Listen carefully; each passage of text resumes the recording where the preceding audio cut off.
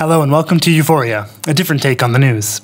This week, the Pope visits Strasbourg, and the Juncker Commission lives on. Jean-Claude Juncker faced a censure motion in the European Parliament on Thursday, brought on by the Eurosceptics.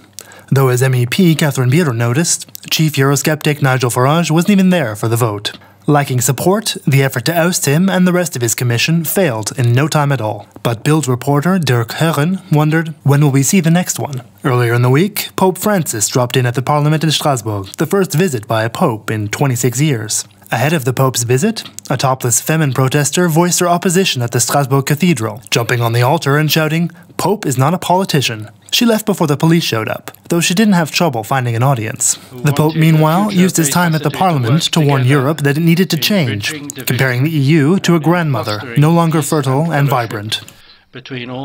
As Euronews found out, his speech was well received by some MEPs. I loved it. Great speech. I mean, he's a very up-to-date 21st century Pope. He gets it. Meanwhile, EU busters wondered whether others in attendance, we see you there, Mr. Juncker, were using the opportunity to reflect on their sins.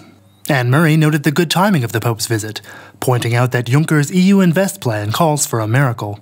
President Juncker introduced his miracle investment plan in Parliament a day later, a €300 billion package to boost the EU's struggling economies. Commission Vice President Jyrki Katainen explained the plan in a flashy video. That's sure to come in handy as Juncker tries to convince investors to throw a few euros into the EU's hat. Though he might be setting the bar a little high. Maybe he should first clear up who's in the Eurozone in the first place. Ireland's a very globalised economy, so we look to what's happening here as much as we do to what's happening in Europe, and we look to what's happening in growth. You have pounds anyway, don't you, still? We have euros. You have euros in Ireland? We have euros, yes, which has...